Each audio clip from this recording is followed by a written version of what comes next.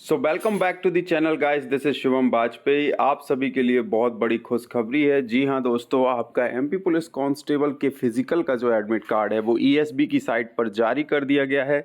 चलिए आपको live demo दिखाते हैं और जो भी इसके साथ दिशा निर्देश आए हुए हैं उनको भी हम विस्तार से इस वीडियो में समझ लेंगे। लेकिन सबसे पहले हम देखते हैं कि क्या कुछ जो है कैसे एडमिट कार्ड आया हुआ है। तो यहाँ पर जो है ईएसबी हमने सर्च किया हुआ है गूगल क्रोम से, और यहाँ पर हम जैसे ही पहली लिंक पर विजिट करते हैं तो ईएसबी की साइट पर पहुँच जाते हैं। इंग्लिश हिंदी जिस भाषा में आपको आसानी हो उस पर जा सकते हैं। तो यहाँ पर आप देखेंगे कि कॉल लेटर पुलिस आरक्षक भर्ती परीक्षा 2023 पात्र अभ्यर्थियों हेतु शारीरिक दक्षता परीक्षा, यहाँ पर आप क्लिक करेंगे तो यहाँ पर आपको लिंक मिल जाएगी जहाँ पर स्पष्ट तौर पर लिखा हुआ है police constable recruitment test 2023 physical proficiency test schedule भी बोलते हैं इसको। यहाँ पर जो है आप अपना एप्लीकेशन नंबर, जो 2 पीडीएफ वाली जो लिस्ट आई थी टोटल, उसमें आपका एप्लीकेशन नंबर आपको मिल जाएगा। अपने नाम से सर्च कर लीजिएगा और डेट ऑफ बर्थ यहाँ पर डाल के और कैप्चा फिल करके जो है आप अपना एडमिट कार्ड डाउनलोड कर सकते हैं, जिसमें समय दिया हुआ है और आपका किस ग्राउंड में आपका फिजिकल है वो दिया हुआ है और डेट दी हुई है। ठीक है, वो मैंने एक अभी डाउनलोड करके देखा था, उसमें ये सारे निर्देश हैं। साथ ही इसके साथ जो दिशा निर्देश आए हुए हैं वो बता देते हैं। इसके साथ ये वाले दिशा निर्देश डाउनलोड होंगे जो मैंने ऑलरेडी इसमें डाउनलोड कर रखे हैं। तो वो देख लेते हैं कि इसमें क्या कुछ लिखा हुआ है। पूरा हम एक एक से देखेंगे और एक एक पॉइंट को समझाएंगे। तो यहाँ पर लिखा हुआ है कि ऑनलाइन परीक्षा में सफल अपना सूचना पत्र डाउनलोड कर निर्धारित शारीरिक प्रवीणता परीक्षा स्थल पर पहुँचें। सभी उम्मीदवारों को उनके निर्धारित दिनांक को ही पहुँचना है। उम्मीदवार को शारीरिक प्रवीणता के लिए जो दिनांक व स्थान सूचित किया जा रहा है उस दिनांक व स्थान में कोई परिवर्तन नहीं किया जाएगा। ठीक है, एक बात तो ये क्लियर हो गई कि जो आपको डेट एंड टाइम दे दिया गया है उसी पर आपका फिजिकल होगा, उसमें कोई परिवर्तन नहीं होगा। अब दस्तावेज परीक्षण के लिए उम्मीदवारों को निम्न दस्तावेज लाना अनिवार्य है। वो दस्तावेज हम देख लेते हैं। तो उसमें पहला है आधार कार्ड, दूसरा है जन्म तिथि के प्रमाण पत्र के रूप में जन्म प्रमाण पत्र, अथवा अभी यहाँ पे कन्फ्यूजन होने वाला है, इसलिए ध्यान से सुन लीजिएगा। जन्म तिथि के प्रमाण पत्र के रूप में जन्म प्रमाण पत्र या हाई स्कूल या इंटरमीडिएट की अंक सूची जिसमें जन्म तिथि लिखी हो। मतलब जन्म प्रमाण पत्र अगर आपके पास नहीं है और अगर जन्म प्रमाण पत्र नहीं ले जाना है तो उसके अलावा आप अपनी 10वीं की मार्कशीट या 12वीं की मार्कशीट भी जो है लेकर जा सकते हैं। वही आपका जन्म प्रमाण पत्र का काम करेगी, जैसा कि पूर्व के वीडियो में मैं ऑलरेडी आपको बता चुका हूं। दूसरा है शैक्षणिक योग्यता संबंधी प्रमाण पत्र। जब जैसे शैक्षणिक योग्यता संबंधी प्रमाण पत्र में वो आ जाएगा, जैसे आपने ग्रेजुएशन कर रखा है, आपने इंजीनियरिंग कर रखी है और जो भी डिप्लोमा कर रखा है वो सारा दस्तावेज जो है आप लेके जा सकते हैं।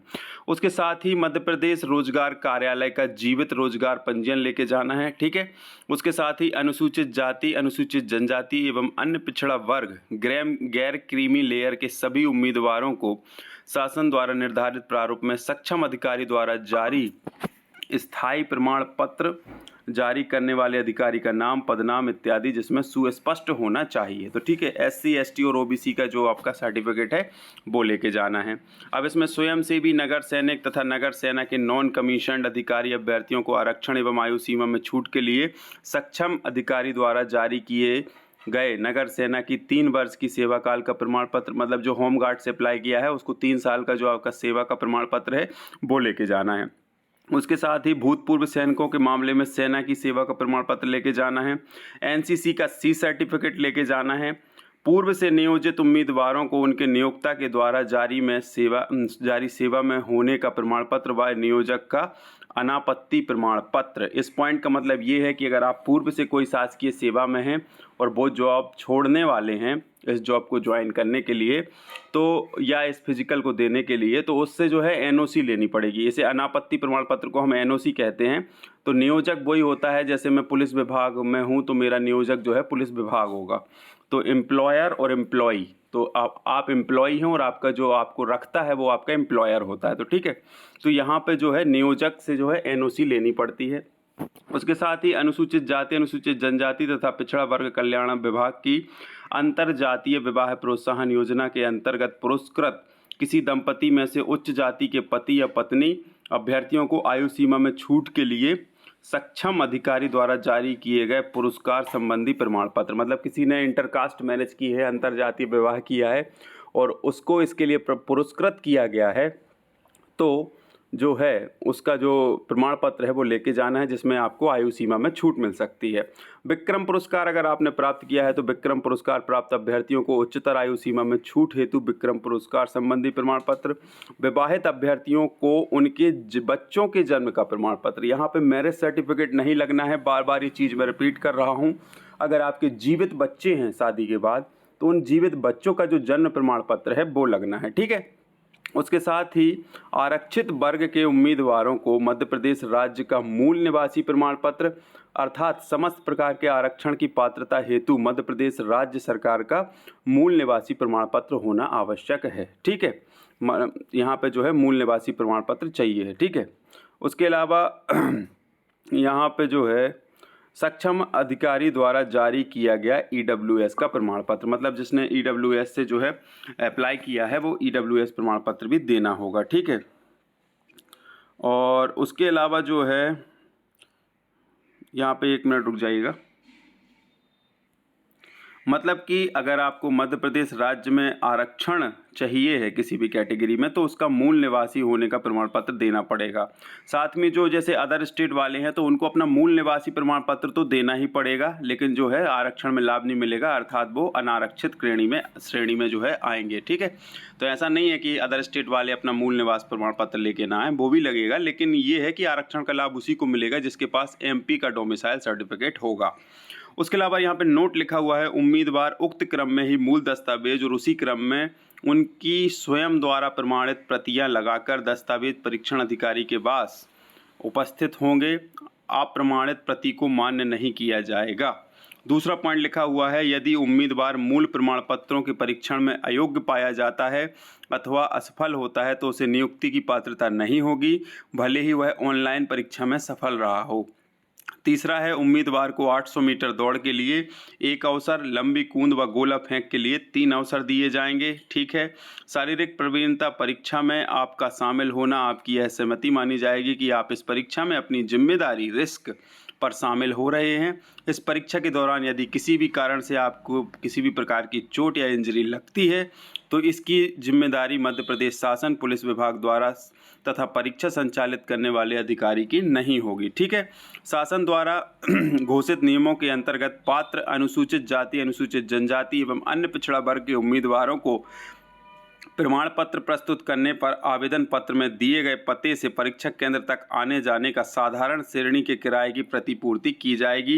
इस हेतु बैंक खाते की प्रथम पृष्ठ की छाया प्रति साथ लेकर आएं।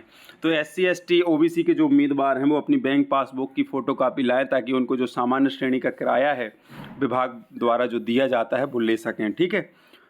यहाँ पर स्पष्ट किया जाता है कि उम्मीदवार के पास समस्त प्रमाण पत्र ऑनलाइन आवेदन पत्र भरने की अंतिम दिनांक 10/7/2023 के पूर्व जारी होना अनिवार्य है। आवेदन पत्र की भरने की अंतिम दिनांक के बाद जारी गए प्रमाण पत्रों को जो है मान्य नहीं किया जाएगा, ठीक है। उसके बाद जो है शारीरिक दक्षता परीक्षण के मापदंड विज्ञापन में दर्शाए अनुसार होंगे और आरक्षक GD संवर्ग के समस्त अभ्यर्थियों के लिए शारीरिक दक्षता परीक्षण में अधिकतम कुल योग न्यूनतम 30% अंक यानी 100 में से 30 अंक लाना पड़ेंगे, उस जिसके अंक अंतिम प्रवीणता सूची के लिए प्रथम चरण के अंकों के साथ जोड़े जाएंगे, ठीक है।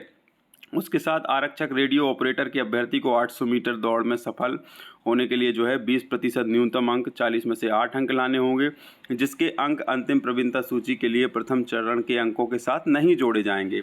शारीरिक दक्षता परीक्षण केवल क्वालिफाइंग प्रकृति का होगा। सामान्यतः दस्तावेज परीक्षण शारीरिक प्रवीणता परीक्षा में 1 दिन में संपन्न हो जाएगी, फिर भी अप्रत्याशित कारणों से इसमें ज़्यादा समय लग सकता है, अतः आप 2 से 3 दिन तक ठहरने की व्यवस्था के साथ आएँ। यदि किन्हीं अपरिहार्य कारणों से परीक्षा के दिनांक, समय व स्थान में परिवर्तन किया जाता है तो इसकी सूचना जो है परीक्षा केंद्र के नोटिस बोर्ड पर चस्पा की जाएगी।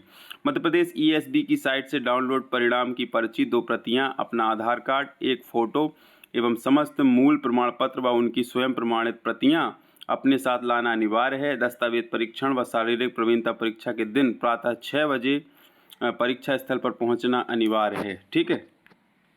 यहाँ पर देख लेते हैं और पॉइंट रह गए हैं। ये बहुत अच्छा है, पूरा इसको आप पढ़ लीजिएगा अच्छे से, ठीक है। 6 बजे तक आपको पहुंचना अनिवार्य है। 13वां पॉइंट है कि उम्मीदवारों को उसका बैकपैक बैग ग्राउंड के अंदर लाने की अनुमति दी जाएगी, परंतु ग्राउंड के अंदर कोई भी उम्मीदवार मोबाइल फ़ोन का उपयोग नहीं करेगा। उम्मीदवार का कोई भी सामान गुमने पर जवाबदारी स्वयं की होगी, ठीक है। 14वां पॉइंट है कि ग्राउंड में एक बार प्रवेश लेने के बाद ग्राउंड से बाहर जाने की अनुमति समस्त विधाओं में समाप्त होने के बाद दी जाएगी। अतएव उम्मीदवार को सलाह दी जाती है कि वो अपने साथ पानी की बोतल, फल, स्वल्पाहार ला सकते हैं। 15वां पॉइंट है कि शारीरिक प्रवीणता परीक्षा में भाग लेते समय उम्मीदवार शालीनता का ध्यान रखेंगे। पुरुष उम्मीदवारों को भी उचित वेशभूषा, रनिंग शॉर्ट्स, पैंट व टी शर्ट पहनना अनिवार्य होगा, अतः वे अनिवार्यतः रनिंग शॉर्ट्स, पैंट व टी शर्ट अपने साथ लाएं।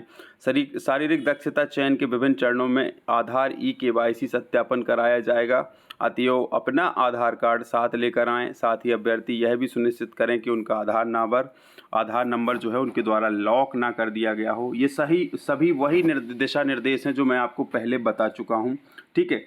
इसके बाद यहाँ पे ये प्रारूप है कि मैं खालिस्तान घोषणा करती हूँ कि आरक्षक GD व रेडियो की भर्ती शारीरिक परीक्षा में स्वयं की जिम्मेदारी से शामिल हो रहा हूँ। किसी भी प्रकार की क्षति के लिए मैं स्वयं जिम्मेदार रहेंगी। ये अपनी अंगुली रेटिना के चिन्हों के आधार पर सत्यापन की सहमति देता हूँ। ये अपना आपको जो है भर के देना है, एक प्रारूप इसको डाउनलोड करके जो है भर के लगा लीजिएगा दस्तावेजों में। तो ये पूरी PDF जो है मैं अपने टेलीग्राम चैनल पर डाल देता हूँ, वहाँ से आप इसको अच्छे से रीड आउट कर लीजिएगा। मैंने तो वैसे मोटे मोटे सब कुछ बता दिया है। इस दिशा निर्देश में ऐसा कुछ भी नया नहीं है जिससे आप घबराएं या आपके लिए चिंता का विषय हो, ठीक है। तो ये PCRT की रूल बुक जो है मैंने वहाँ पे डाउनलोड कर ली है। साथ ही आप ESB की साइट से जो है अपना एडमिट कार्ड डाउनलोड कर सकते हैं, जो कि ESB की साइट पर जारी कर दिया गया है।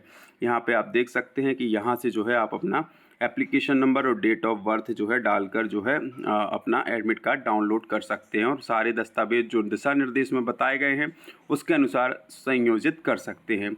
मिलते हैं नई वीडियो में नई इन्फॉर्मेशन के साथ। ये इन्फॉर्मेशन सबसे पहले सबसे ऑथेंटिक तरीके से SB स्टूडियो के माध्यम से आप तक पहुंच रही है, तो चैनल को सब्सक्राइब और बेल आइकन को प्रेस करना ना भूलिएगा। मिलते हैं नए वीडियो में नई इन्फॉर्मेशन के साथ, तब तक के लिए जय हिंद, जय भारत।